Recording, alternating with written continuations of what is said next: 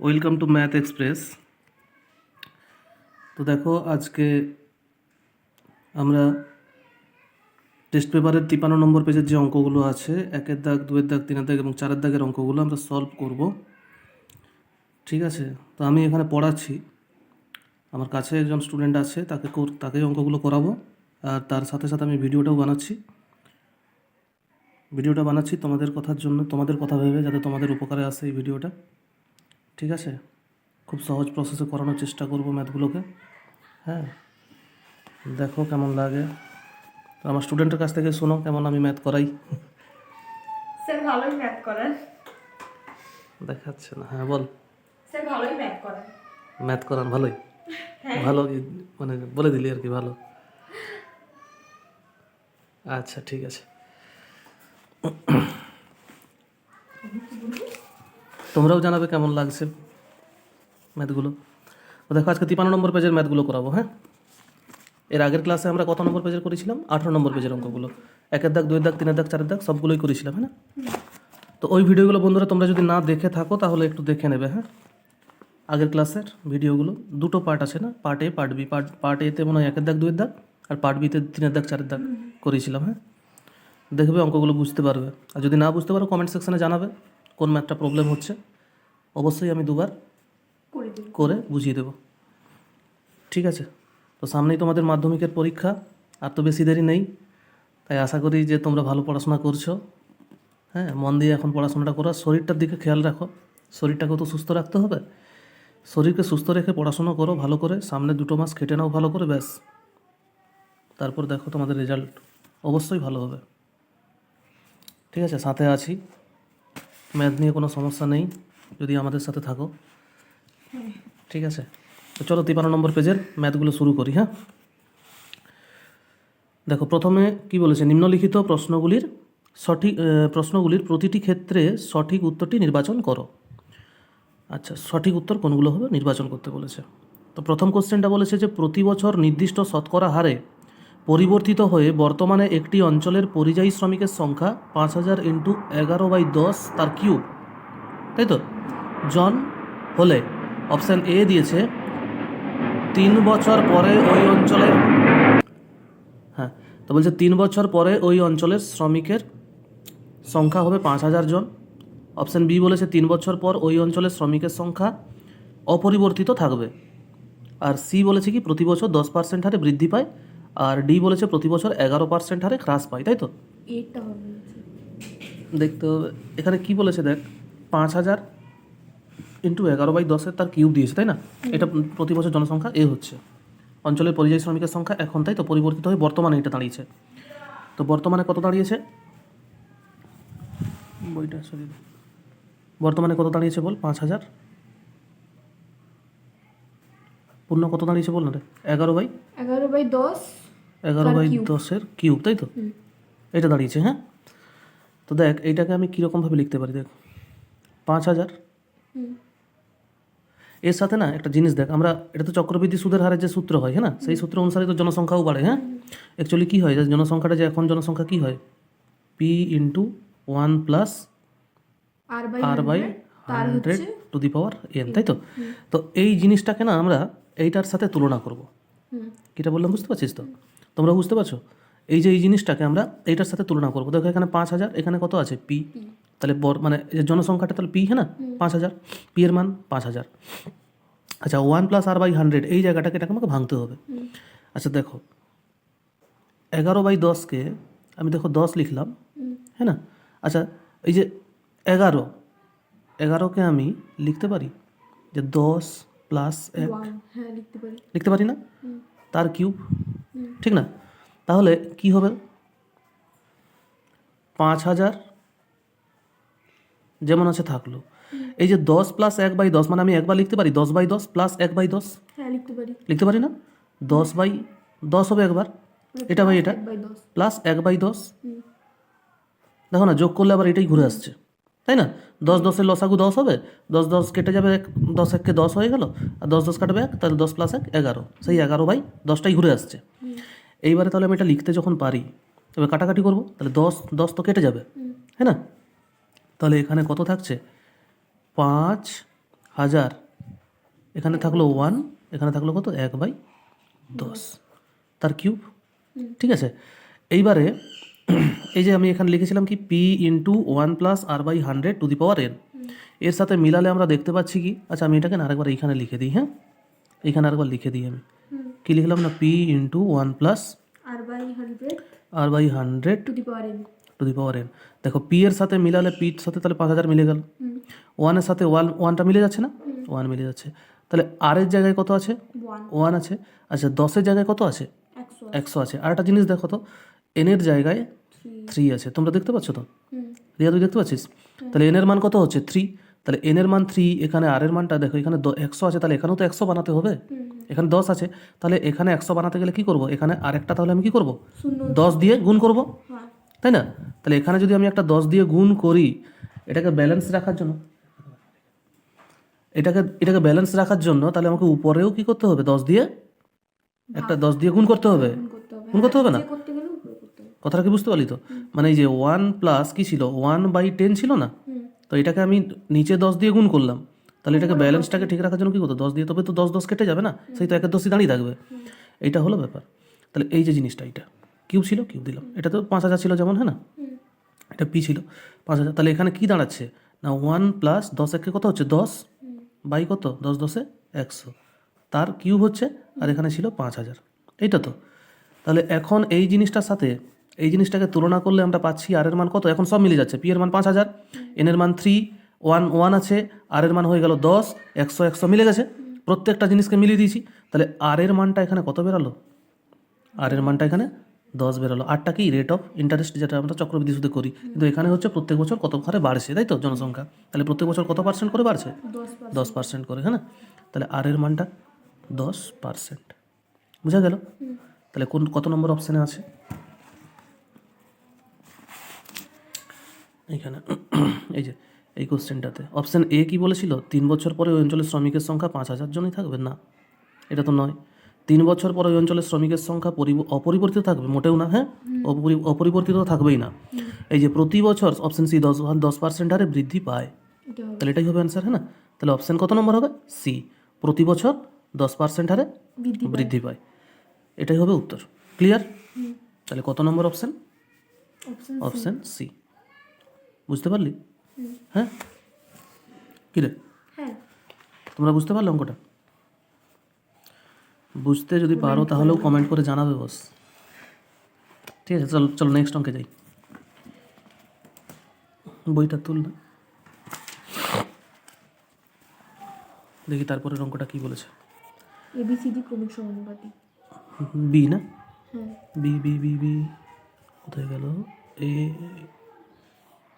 এইটা দুয়েরটা, A B CD কোথায়, এই যে এ বি সি ডি ক্রমিক সমানুপাতি হলে কোনটি সত্য নয়, কোনটি সত্য নয় বলেছে।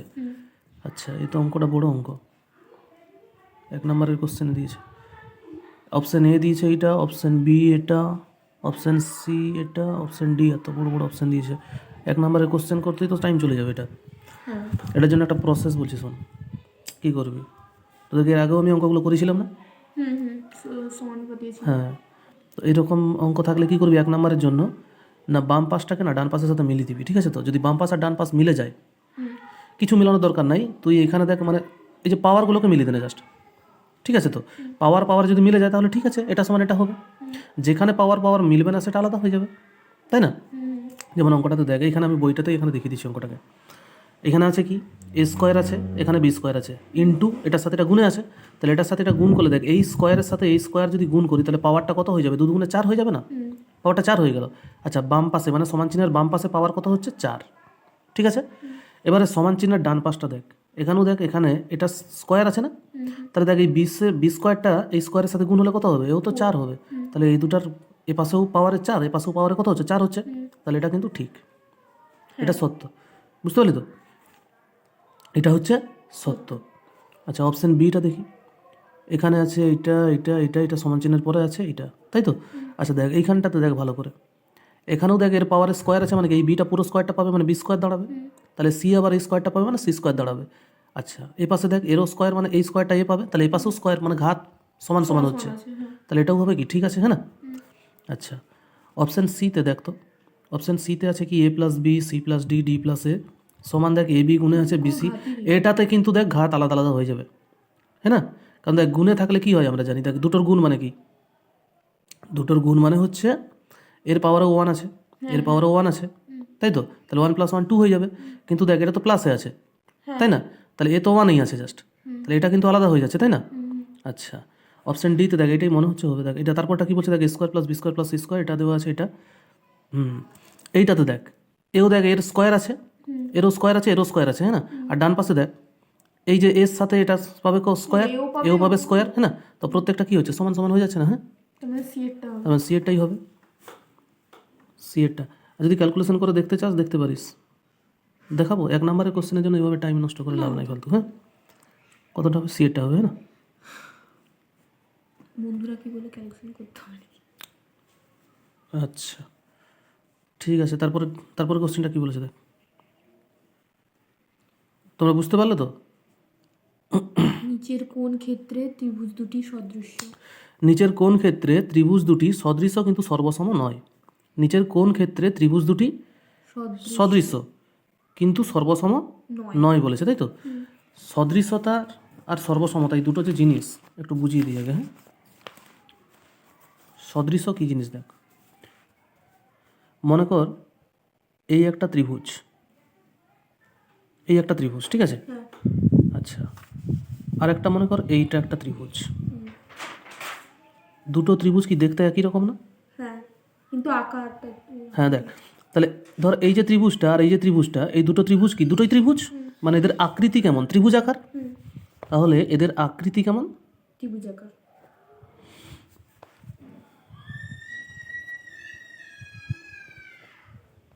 আকৃতি হচ্ছে ত্রিভুজ আকার।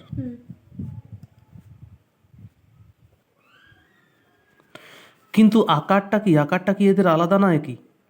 আকার মানে বুঝিস তো, মানে দুটোর যে এটা দেখ ছোট এটা বড় আকারে, হ্যাঁ না? তাহলে আকার কিন্তু এদের আলাদা। আলাদা। আকারটা কি আলাদা। আলাদা না? আলাদা। তাহলে আকৃতিটা কি একই, ত্রিভুজ আকার।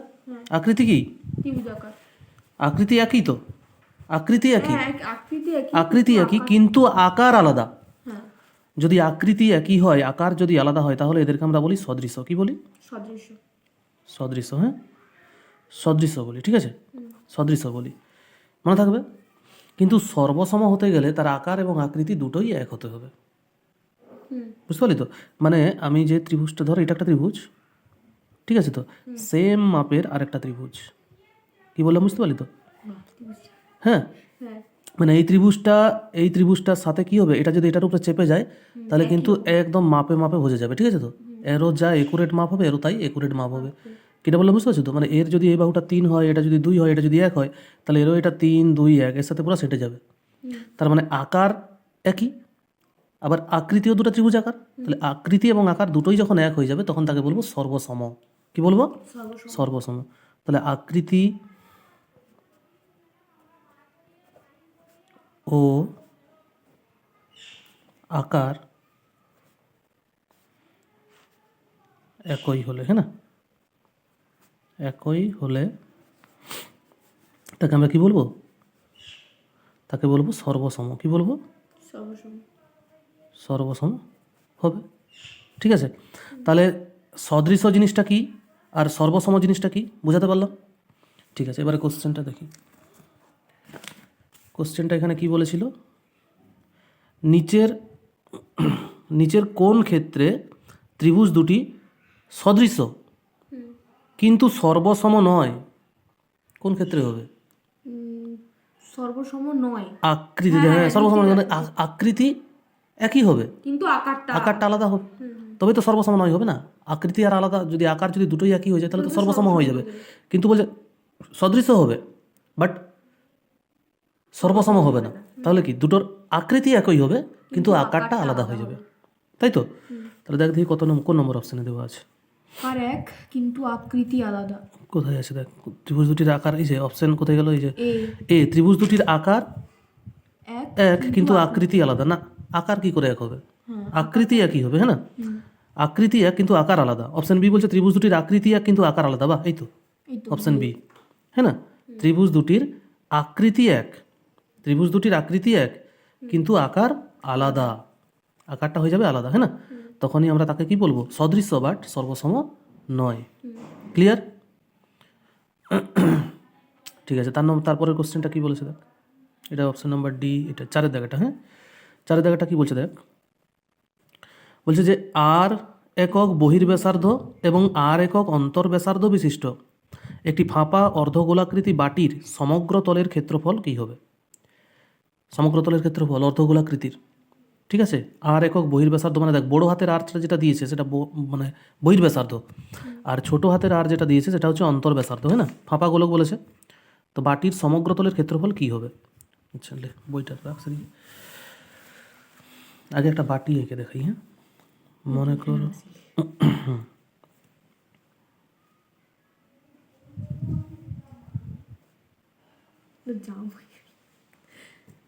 মনে করো এটা অর্ধগোলাকৃতি একটা বাটি, ফাঁপা যেহেতু বলেছে তার মানে এর ভিতরেও এরকম একটা হবে, তাই না? হ্যাঁ এরকম থাকবে, হ্যাঁ বাটিটা হ্যাঁ অ্যাকচুয়ালি। এবারে অর্ধগোলাকৃতি, এই যে বাটির তো এই যে অংশটা এইটা, এটা তো পুরোটা, হ্যাঁ হ্যাঁ না? এটা বেদ, হ্যাঁ, থিকনেস বাটির, এই জায়গাটা ফাঁকা বা ফাঁপা যাই বলি। আচ্ছা এটাও তো বেদ বাটিটার, মানে থিকনেসটা যেটা, হ্যাঁ না? থিকনেস ঘনটা হ্যাঁ হ্যাঁ, যেটা তার মানে বাটির তো একটা আছে না, চাওড়াটা আছে না, মানে তার থিকনেসটা আছে, সেইটা এইটা, হ্যাঁ, এটা বাটিটা। আচ্ছা এই বাটিটার ক্ষেত্রে দেখো এইখানে কেন্দ্র, বৃত্তটাকে যদি ধরি এখানে, হ্যাঁ কেন্দ্র, তাহলে দেখো এইখান থেকে এই যে বহির্ব্যাসার্ধ মানে বাইরের দিকের যে ব্যাসার্ধটা, হ্যাঁ না, মানে বড় যে বৃত্তটা তার ব্যাসার্ধটা, সেটাকে বড় হাতের আর ধরা হয়েছে, ঠিক আছে। আচ্ছা ছোট ব্যাসার্ধ কোনটা? এইটা, তাই না? এই কেন্দ্র থেকে পরিধি এটা ছোট হাতের আর, মানে অন্তর্ব্যাসার্ধ, তাই তো? বহির্ব্যাসার্ধ এইটা, অন্তর্ব্যাসার্ধ এইটা, ঠিক আছে, মানে এইটুকুটা অন্তর্ব্যাসার্ধ আর পুরোটা বহির্ব্যাসার্ধ, ঠিক আছে। এবারে অর্ধগোলকের সমগ্রতলের ক্ষেত্রফল আমরা কি জানি? যেহেতু ফাঁপা তাহলে কী হবে? 2πr², হ্যাঁ না? তাহলে এই যে এই বড় যদি পুরো বড় বাটি মানে বড়টাকে ধরি, এই বড়টাকে ধরি, তাহলে বড়টার জন্য কী হবে? 2π বড় হাতের r² হবে, হবে কি না? 2π বড় হাতের r² হবে। আচ্ছা যেহেতু দেখো বেদটা, এটা তো বেদ, তাহলে আমাকে কি করতে হবে? এই বড়টার সাথে এই ছোটটাকে যোগ করতে হবে, হ্যাঁ তাহলে প্লাস কত হবে? 2π ছোট হাতের r² হবে, ছোটটার জন্য, হ্যাঁ না? 2π ছোট হাতের r² হলো। এইবারে প্লাস, প্লাস হবে এইবারে যে বৃত্তটা আছে, এই বড় বৃত্তটা, আমি তো এইটা বার করলাম জাস্ট, হ্যাঁ না? বক্রতলটার ক্ষেত্রফলটাকে বার করলাম। সমগ্রতল বার করতে গেলে কি করতে হয়? 2πr² সাথে উপরের πr² তো যোগ করতে হবে না, 3πr² দাঁড়ায়, তাহলে তো বক্রতলের ক্ষেত্রফল 2πr², মানে এইটুকু অংশটার, এইখান থেকে এইটুকু অংশটা, ঠিক আছে তো এইটার। এরপরে আমরা দেখতে পাচ্ছি কি এটা একটা বড় বৃত্তাকার অংশ, এটা একটা ছোট বৃত্তাকার অংশ, তাহলে এই মাঝখানের বেদটাকে পাওয়ার জন্য আমাদেরকে কি করতে হবে? এই বড় বৃত্তাকার অংশের ক্ষেত্রফল থেকে ছোট বৃত্তাকার অংশের ক্ষেত্রফলকে যদি আমরা বাদ দিয়ে দিই, তাহলে আমরা কি পাবো? মাঝখানটার জায়গাটা পাবো কিনা? হ্যাঁ হ্যাঁ, মাঝখান জায়গাটাকে পেয়ে যাবো। তাহলে বড় যে বৃত্তটা তার ক্ষেত্রফল কি হবে? পাই ইন্টু বড় হাতের r², তাহলে কি হবে? পাই ইন্টু বড় হাতের r²। এবারে বাদ দিব মানে মাইনাস কোনটাকে? এই ছোট বৃত্ত ক্ষেত্রফলটাকে বাদ দিব, মানে পাই r², পাই ছোট হাতের r², এটাকে বাদ দিলাম। বুঝতে পারলি?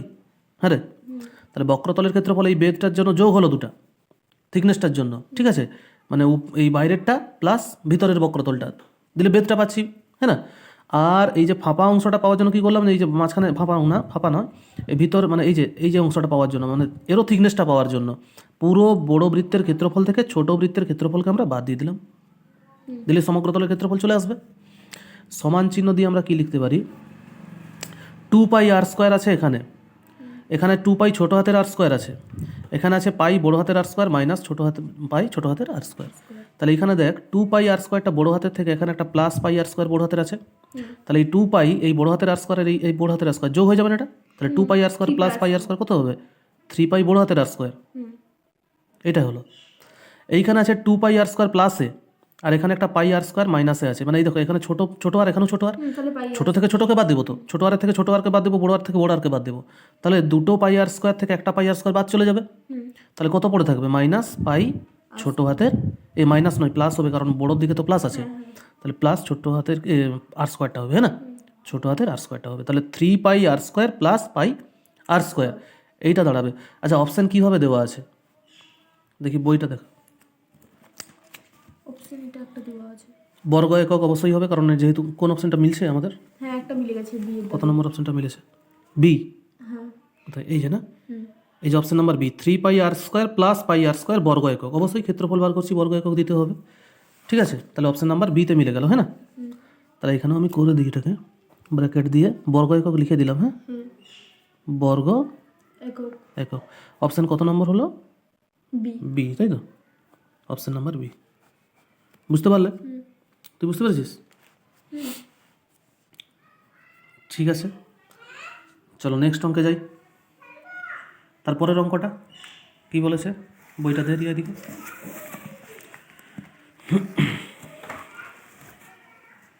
কত নম্বর কোশ্চেনটা হবে? এটা কত নম্বর হলো? দাগ পাঁচ, নাম্বার পাঁচ, একটাও দেইনি রে। 5 নম্বরটা হবে তো? হ্যাঁ 5 নম্বর কোশ্চেনটা কোথায় দেখা? হাত দিয়ে দেখতে পাই না ক্যামেরা সাইডে। 5 5 কোথায় গেল রে? এটা এইটাই এইটা যে 5 দাগ দিয়ে দিই দাঁড়া, হ্যাঁ না 5। 5 নম্বর কোশ্চেনটা বলেছে ত্রিকোণমিতিক কোণ পরিমাপের ক্ষেত্রে কোনো কোণের একটি রশ্মি যদি ঘড়ির কাঁটার দিকে সম্পূর্ণ একবার আবর্তন করে হুম আবার প্রথম অবস্থানে ফিরে আসে, তবে কোণের পরিমাণ। করেছি অঙ্ক? হ্যাঁ হ্যাঁ 360 ডিগ্রি কমে যাবে। কমে যাবে কেন? কমবে বল দেখি। মাইনাস মাইনাস মাইনাস হচ্ছে না, মাইনাস ঘড়ির কাঁটার দিকে যদি ঘোরে তাহলে কি হবে? মাইনাস হবে। আর ঘড়ি ঘড়ির কাঁটার বিপরীত দিকে ঘুরলে প্লাস। হ্যাঁ জানি আমি 360 ঠিক আছে তো, এটা তো মুখে মুখেই হয়ে যাবে। আমি দাগ দিয়ে রাখি। ঠিক আছে, তাহলে কোশ্চেনটা দেখো, তোমরাও দেখো কি বলছে। ত্রিকোণমিতিক কোণ পরিমাপের ক্ষেত্রে কোনো কোণের একটি রশ্মি যদি ঘড়ির কাঁটার দিকে সম্পূর্ণ একবার আবর্তন করে, যেহেতু ঘড়ির কাঁটার দিকে বলেছে তাই জন্য কি হবে? নেগেটিভ, হুম তাই তো?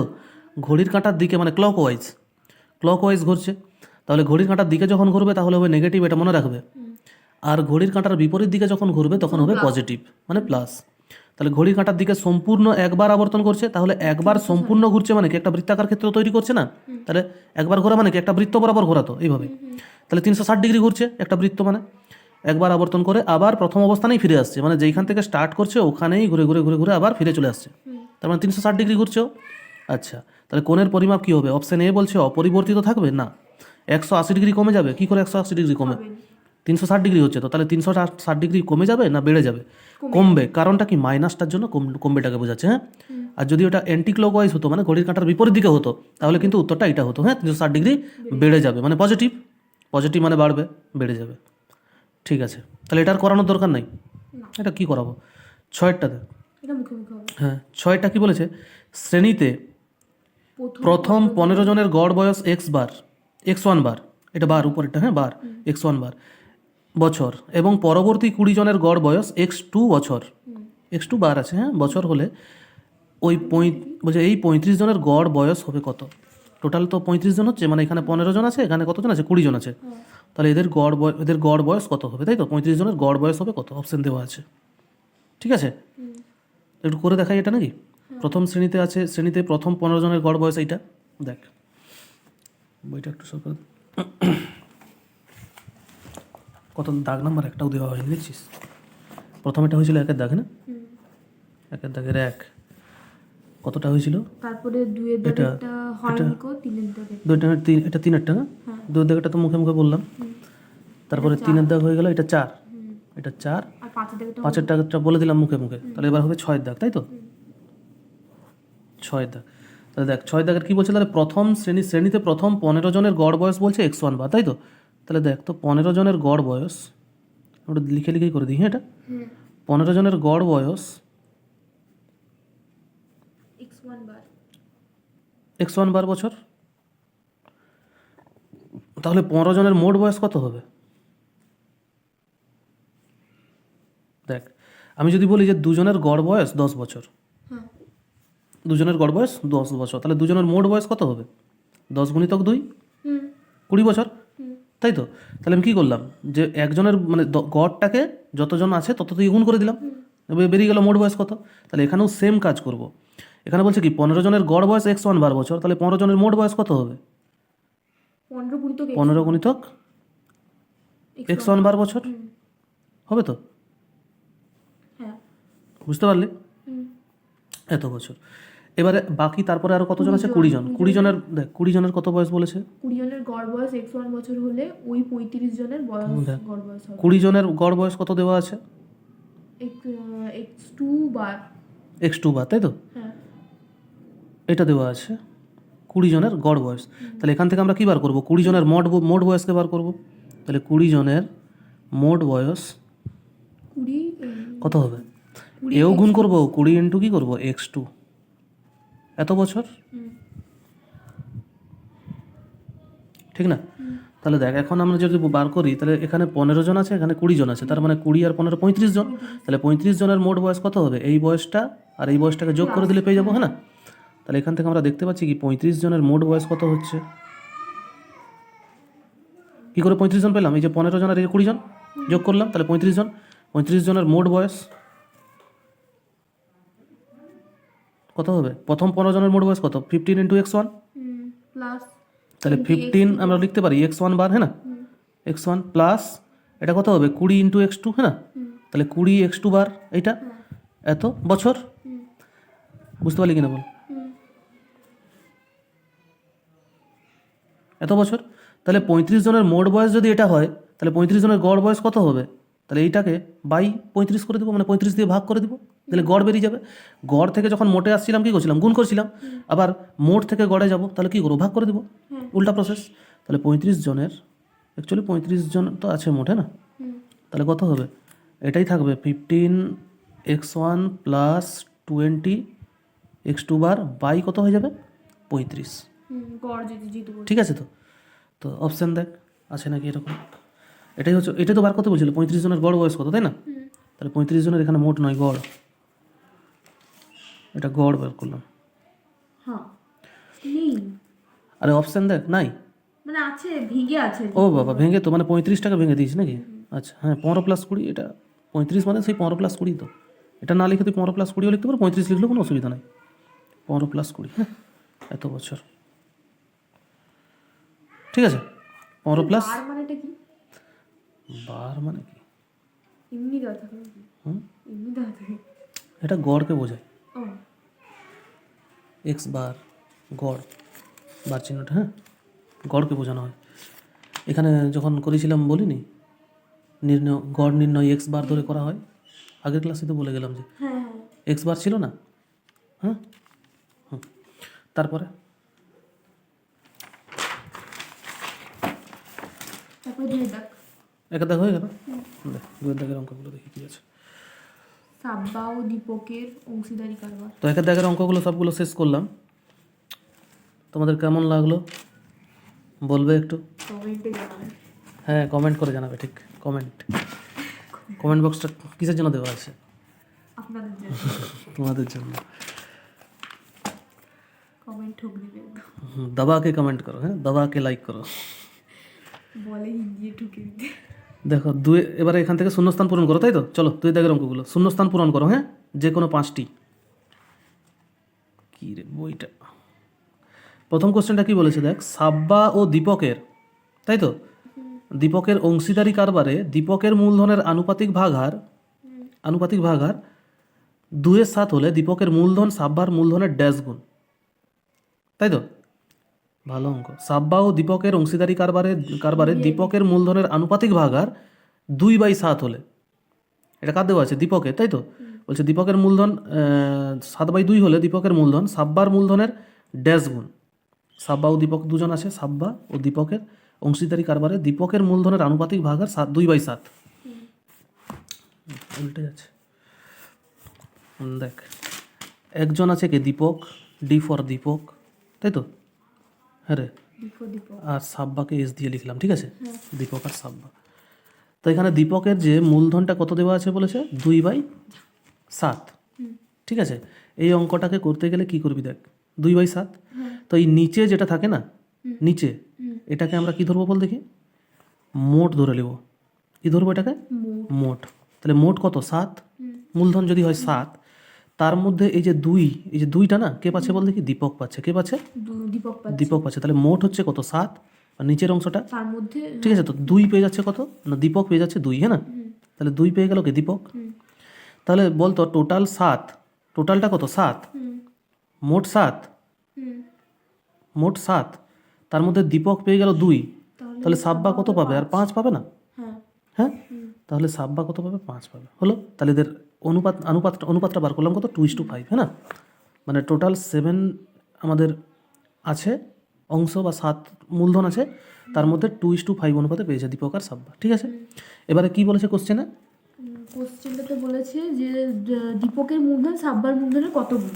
আচ্ছা, তাহলে দীপকের মূলধন কত? 2, দীপকের মূলধন 2, বলেছে সাব্বার মূলধনের কত কত গুণ। তাহলে আমি সমান দিয়ে লিখতে পারি 5 গুণিতক, মনে কর সাব্বার মূলধন তো এটা, সাব্বার মূলধনের এক্স গুণ ধরলাম। হ্যাঁ 5x তাহলে দীপকের মূলধন সমান লিখতে পারি সাব্বার মূলধনের এক্স গুণ। হলো, x ধরলাম আর কি। এক্স গুণ আমি ধরে নিলাম। তাহলে এখান থেকে আমি এক্সের মানটাকে বার করলে তো পেয়ে যাবো উত্তর। হ্যাঁ 2/5 5টা গুণে আছে, তাহলে 2/5 হয়ে যাবে না পাশে? সমান কত হবে এক্স? তাহলে কত গুণ? 2/5 গুণ। তাহলে শূন্য স্থানে কত বসাবো? 2/5। বুঝতে পারলি? 2/5 গুণ। ক্লিয়ার? 2 দাগের একটা, এবার 2 দাগের 2, 2 দাগের 2 এর অঙ্কটা কি বলেছে? x ও y দুটি চল, এক্স ও ওয়াই দুটি চল এবং তাদের সম্পর্কিত মানগুলি দেওয়া আছে, মানে x/y, এক্স আর ওয়াই এর মানগুলো দেওয়া আছে, তাই তো? বলছে এক্স ও ওয়াই ড্যাশ ভেদে আছে। করানো অঙ্ক এগুলো, ভেদের প্রথম দিকে একদম অঙ্কগুলো। কি বলেছিলাম দেখ, এক্স আর ওয়াই এখানে কি বলেছিলাম দেখ, একটু বলে দিই। হ্যাঁ, ধর বইটা ধর, কি ভেদে থাকে, কখন কোন ভেদে থাকে দেখ, বের করেও দেখিয়েছিলাম 2-এরটা না? দেখ এদিকে দেখ, এক্স ভেরিজাস 1/, যদি ওয়াই বলি আমি, হ্যাঁ না, তার মানে এটা ব্যস্ত ভেদ, তাই না? আবার একটা হয় কি, এক্স ভেরিজাস ওয়াই, তো এটাকে আমরা কি বলি? সরল ভেদ, তাই তো? এবারে ব্যস্ত ভেদের কন্ডিশনটা কি দেখ, আমরা কি জানি না, এক্স এই ভেরিজাসকে তুলতে গেলে সমান চিহ্ন আসবে, একটা ধ্রুবক আসবে, ধর কে আসলো, ইন্টু কি হবে? 1/y হবে। এইবারে এই ওয়াইটা ভাগে আছে, সমান চিহ্নের এপাশে চলে আসবে, তাহলে কি হবে? গুণে চলে আসবে না, X into Y equal to কি আসলো? কে। তাহলে এটা কি? এটা ব্যস্ত, এটা ব্যস্ত। তাহলে ব্যস্ততে যখন থাকবে, যখন ব্যস্ততা থাকবে, তাহলে কি হবে? এক্স আর ওয়াই এর গুণফলটা কি হবে রে? ধ্রুবক, তাই না? হ্যাঁ, কের মান কি? ধ্রুবক তো কেটা। তাহলে আমি যদি এক্স আর ওয়াই এর মানটাকে যদি গুণ করে দিই, তার মানে এক্স যত দেওয়া থাকবে আর ওয়াই যত দেওয়া থাকবে, দুটোকে যদি গুণ করি প্রতি ক্ষেত্রেই, যেমন এইখানে দেখ না, এই যে এখানে কি আছে, এক্স আর ওয়াই দেখ, এক্সের মান 5, 10, 4, 25, এক্স মানে প্রতি ক্ষেত্রেই সমান সমান মান বেরাবে যদি বেরায়, যদি ব্যস্ত ভেদে থেকে থাকে। ঠিক আছে, বুঝতে পারলি তো? এইবারে এটা তো বুঝতে পারলি। তাহলে যদি গুণফল যদি সমান হয়, মানে একই বেরায় আর কি, তাহলে হচ্ছে কি? ব্যস্ত ভেদ। আর যদি এইখানটাতে হয় এক্স ভেরিজাস ওয়াই, তাহলে এখানটাতে আমরা বলতে পারি কি, যে সমান চিহ্ন তুলে দিলাম, ধ্রুবক আসবে একটা কে, ইন্টু ওয়াই আসবে, ওয়াইটা তো এখানে গুণে আছে, তাহলে আমরা কি করবো? ওয়াইটাকে এই পাশকে যদি নিয়ে আসি, তাহলে ভাগে চলে আসবে না, x/y হবে তো, সমান কি থাকবে? কে থাকবে না, হবে তো? তাহলে সরল, এটা তো সরল ভেদ, এটা সরল সম্পর্ক, সরল ভেদের সম্পর্ক। তাহলে সরলে থাকবে যখন, তখন কি হবে না, x/y, মানে এক্সকে ওয়াই দিয়ে ভাগ করলে প্রতি ক্ষেত্রে কি পাবো? ধ্রুবক পাবো। কি পাবো? ধ্রুবক। বুঝতে পারলি তো? তাহলে যদি x/y করি প্রতি ক্ষেত্রে যদি ধ্রুবক আসে, তাহলে বলবো এটা সরল ভেদে আছে। আর যদি x/y-কে গুণ করে প্রতি ক্ষেত্রে দেখি যদি সমান সমান আসতিছে, তাহলে সেটাকে বলবো আমরা ব্যস্ত ভেদে আছে। ঠিক আছে, এবার দেখ এখানে কোশ্চেনটাতে কি আছে, কি করলে আমরা পাচ্ছি, হ্যাঁ না, গুণ করে না ভাগ করে? প্রথমে গুণ করে দেখি 50 হবে। কত হচ্ছে? 5 10-এ 5কে 10 দিয়ে গুণ করলে কত হচ্ছে? x কে y 5 10-এ 50 হয়ে যাচ্ছে। তারপর দেখ 4 গুণিতক 12.5, 12 4-এ 48, আর 4 5-এ 20, মানে 2.0 হচ্ছে 2, মানে 48 আর 2 50, তাহলে 50 হয়ে যাচ্ছে তো গুণ করে। 25 দুগুণে 50, আবার দেখ 8 6 48, আর 25 8 200, মানে 48 49 50। তো প্রতি ক্ষেত্রে গুণ করে করে আমরা কি পাচ্ছি? সমান পাচ্ছি না, প্রতি ক্ষেত্রেই সমান হচ্ছে। তাহলে গুণ করে যখন আমরা সমান সমান পাচ্ছি, তার মানে এক্স ইন্টু ওয়াই করে পাচ্ছি। তাহলে এক্স ইন্টু ওয়াই করে আমি এক্ষুনি বুঝলাম যে কি হলো না, এক্সকে ওয়াই দিয়ে গুণ করলে, হ্যাঁ, এক্সকে ওয়াই দিয়ে গুণ করলে ধ্রুবক হচ্ছে প্রতি ক্ষেত্রে। তাহলে এটা কি ভেদে থাকবে? এক্ষুনি বললাম কি ভেদ, এটা ব্যস্ত ভেদ। উত্তর পেলি? তাহলে এটা হয়ে যাবে কি? ব্যস্ত ভেদে আছে, হ্যাঁ না? বুঝতে পারলি কিনা বল? যাই হোক, আরেকবার রিভিশন হয়ে গেল। ঠিক আছে, তারপরে তো পেয়ে দিয়েছে। তারপরে 3 দাগেরটা, 3 দাগের অঙ্কটাতে কি বলেছে? 3 নম্বর কোশ্চেন এইটা না, কোনো চতুর্ভুজের 4টি কোণের সমদ্বিখণ্ডকগুলি পরস্পর মিলিত হয়ে দেখতে পাচ্ছি না কেন, পরস্পর মিলিত হয়ে যে চতুর্ভুজ গঠন করে, তাই তো, সেটি একটি ড্যাশ। কি বলছে, কোনো এটা প্রয়োগের তো, কোনো চতুর্ভুজের চারটি কোণের সমদ্বিখণ্ডকগুলি, একটা চতুর্ভুজ আছে তার চারটা কোণের যে সমদ্বিখণ্ডক সেগুলা পরস্পর যে মিলিত হবে, ত্রিভুজ গঠন করবে। শোন না কি বলছে, সমদ্বিখণ্ডকগুলি পরস্পর মিলিত হয়ে যে চতুর্ভুজ গঠন করবে, হ্যাঁ, যে চতুর্ভুজ গঠন করবে সেটি একটি ড্যাশ চতুর্ভুজ। সেটিকে কি বলে বল দেখি? বৃত্তস্থ চতুর্ভুজ। 1 নম্বরের কোশ্চেন এটা, হ্যাঁ, এটুকু জানলেই হয়ে যাবে। করে দেখাতে হবে একটু নাকি? না দেখাবো, দেখেন। দেখাবো?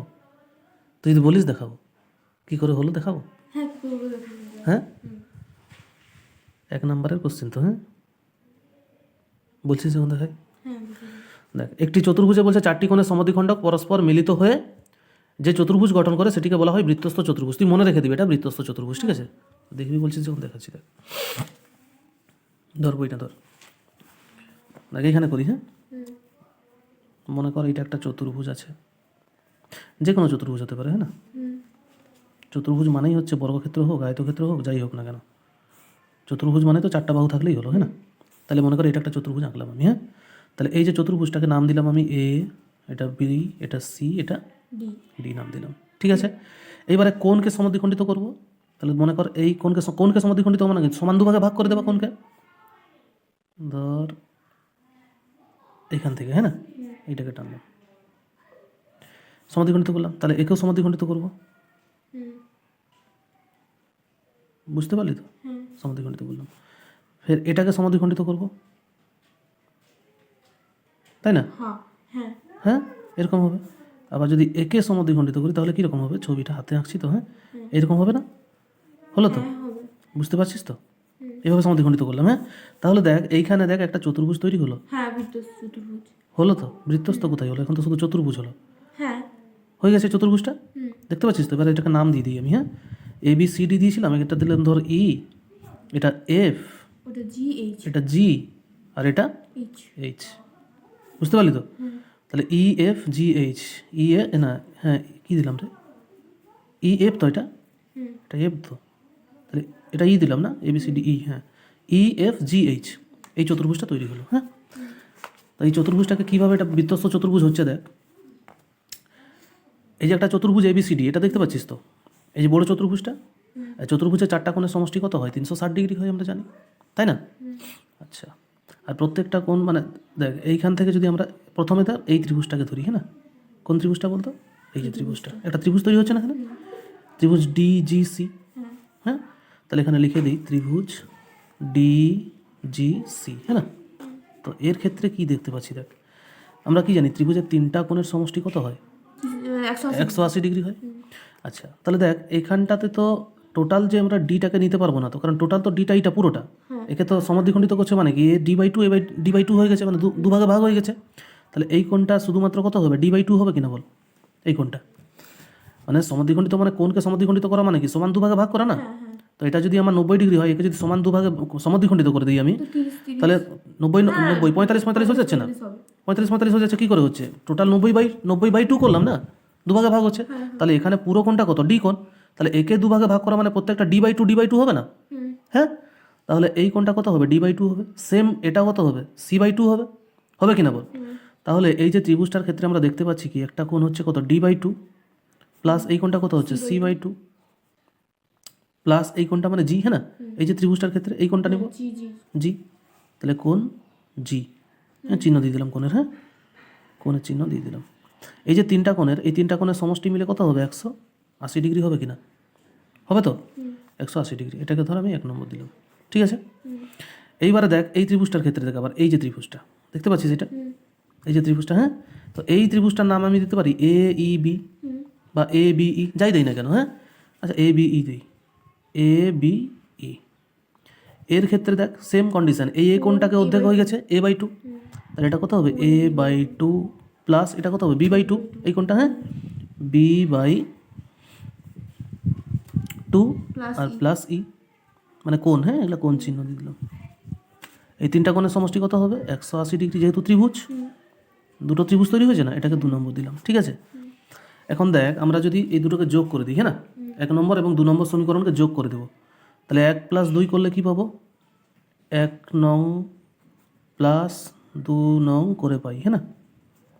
এটা একটা প্রমাণ কিন্তু প্রয়োগের।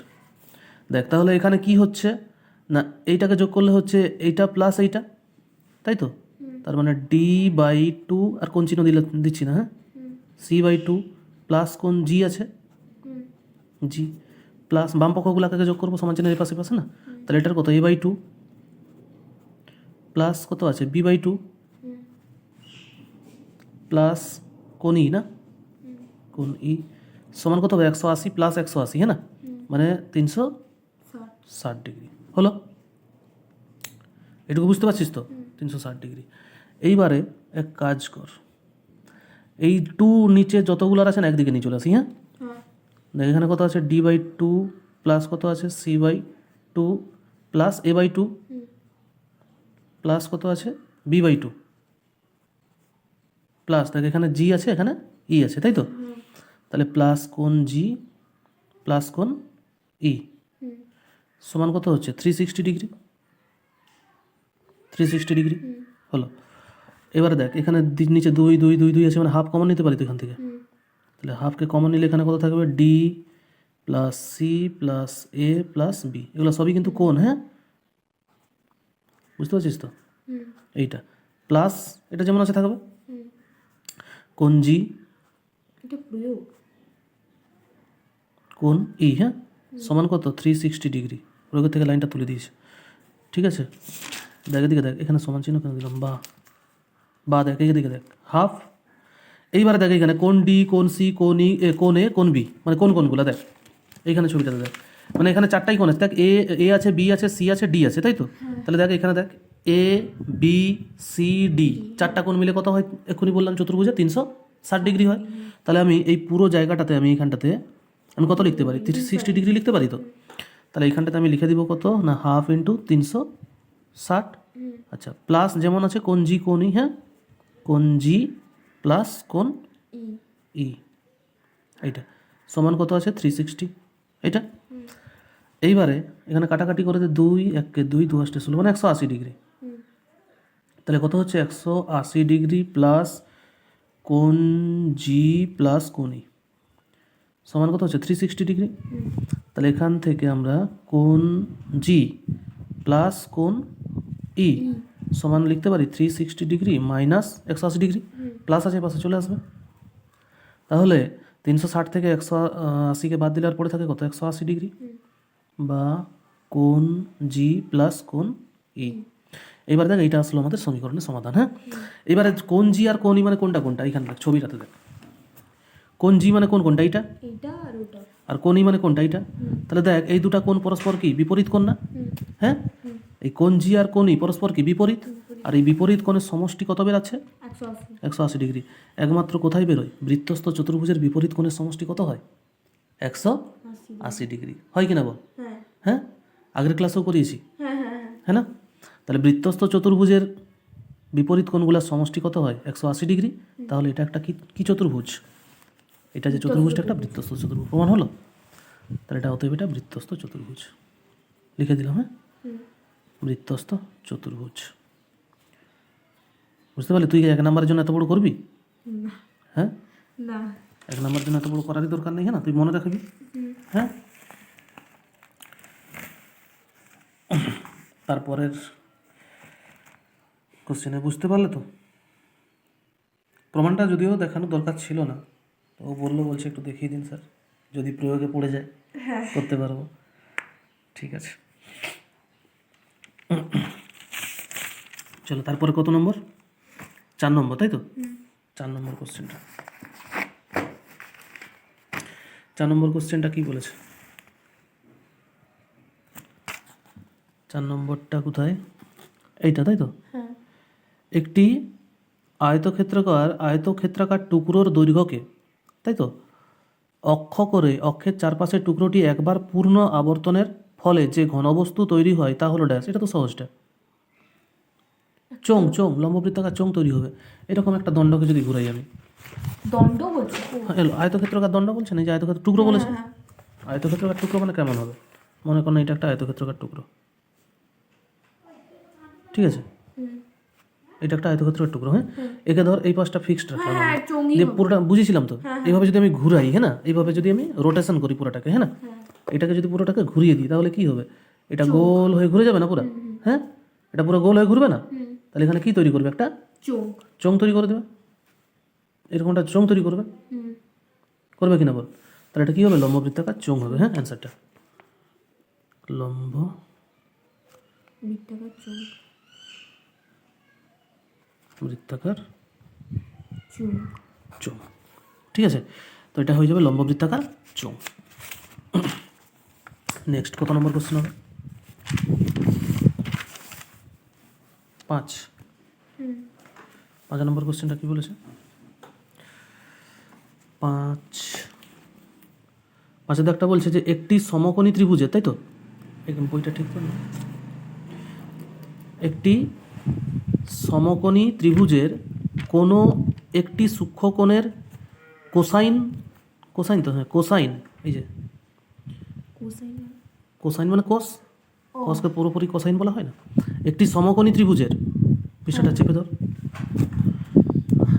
বলছে কি দেখ, একটি সমকোণী ত্রিভুজের, তাই তো, কোনো একটি সূক্ষ্মকোণের কোসাইন, কোসাইন দ্বারা প্রকাশিত, প্রকাশিত ত্রিকোণমিতিক অনুপাতটি একটি ড্যাশ অনুপাত, ঠিক আছে। বলছে কোসাইন মানে কস দিয়ে যেটাকে আমরা প্রকাশ করব সেটা কি অনুপাত হবে, ঠিক আছে। তো কোনো একটা সমকোণী ত্রিভুজের ক্ষেত্রে বলছে যে কোসাইনের যে মানটা হবে দ্বারা প্রকাশিত ত্রিকোণমিতিক যে অনুপাতটি সেটা কি অনুপাত হবে, কস দ্বারা, ঠিক আছে। দেখ বইটা একটু সরিয়ে দে, আর একটু সরা,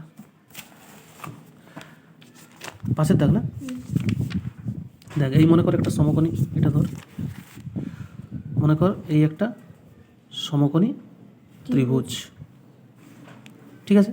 তো সমকোণী ত্রিভুজের ক্ষেত্রে আমরা নাম দিয়ে দিই এ, এটা বি, এটা সি। তো এই কোণের সাপেক্ষে এটা ভূমি হবে, এটা লম্ব হবে, এটা অতিভুজ হবে, তাই তো।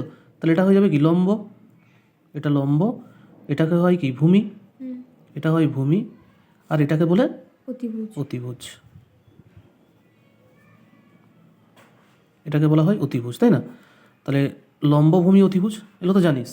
এবারে কস দ্বারা প্রকাশিত মানটাকে বলছে, হ্যাঁ না, কস দ্বারা যেটা প্রকাশ করা হয়, তাহলে কস থিটা, অ্যাকচুয়ালি এখানে মনে কর থিটা এটা আছে, হ্যাঁ না, থিটা, তো কস থিটার মান আমরা কি জানি, লম্ব বাই অতিভুজ। লম্ব বাই অতিভুজ না, ভূমি বাই অতিভুজ। প্রথমে তো লম্ব আসবে। কস মানে কি রে, সাইন তো হয় লম্ব বাই অতিভুজ, হ্যাঁ হ্যাঁ কস। কস মানে কি, তোর কথা শুনেই তো ভুল হবে, দেখ ভূমি, তাহলে ভূমি বাই অতিভুজ। অতিভুজ, লাইব্রেরি কিন্তু। হ্যাঁ রিভিশন করবি, ভুল হয়ে যাচ্ছে কেন, অতিভুজ, তাই তো।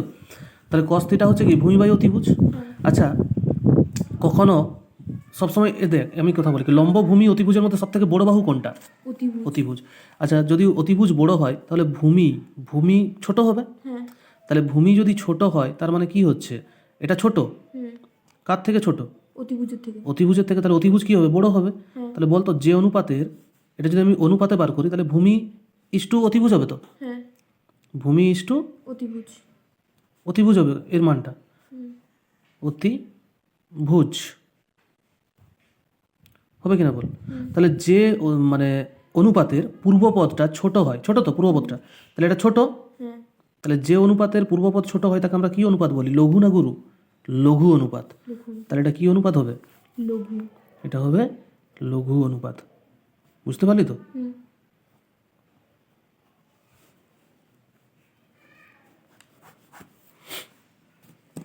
তাহলে কি বললাম, যে অনুপাতের পূর্বপদ ছোট হবে কার থেকে, উত্তর পদের থেকে, তাই তো। এটাকে বলা হয় পূর্বপদ, এটাকে বলা হয় উত্তরপদ।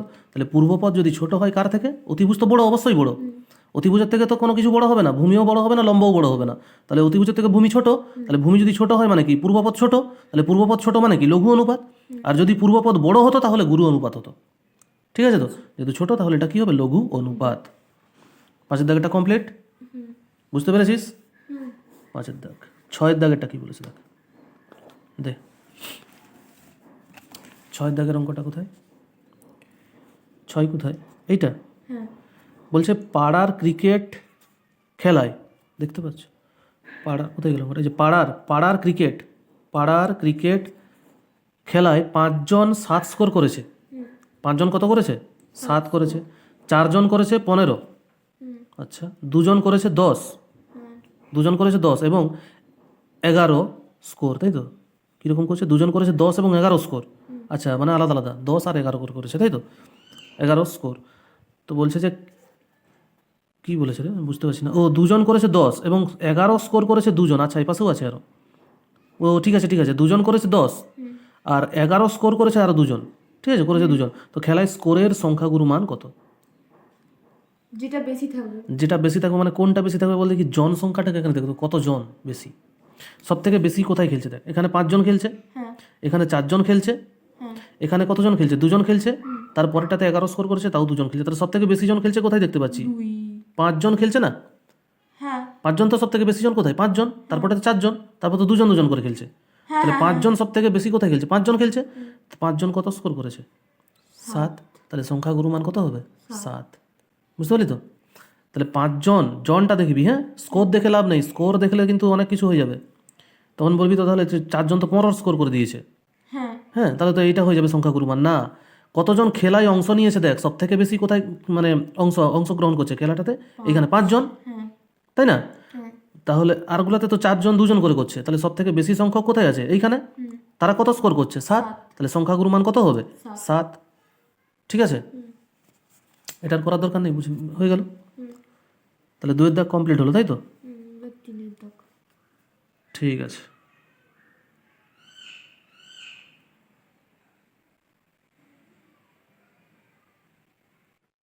তো বন্ধুরা, আজকে এই পর্যন্তই থাকলো। আজকে নয়, মানে আমরা ক্লাসটা করব কন্টিনিউ। তো ভিডিওটা আপলোড করব, মানে অনেকটা বড় ভিডিও হয়ে যাচ্ছে, তো তাই জন্য দুটো পার্টে করে দিব আর কি। পার্ট 1 একটা করব, পার্ট 2। ঠিক আছে। তো আজকে মানে এইখান পর্যন্ত 2 এর দাগ পর্যন্ত কমপ্লিট করলাম। 3 এর দাগ আর 4 এর দাগটা দেখার জন্য পার্ট 2 আসবে খুব তাড়াতাড়ি। এটার সাথে সাথেই দিয়ে দিব, হ্যাঁ।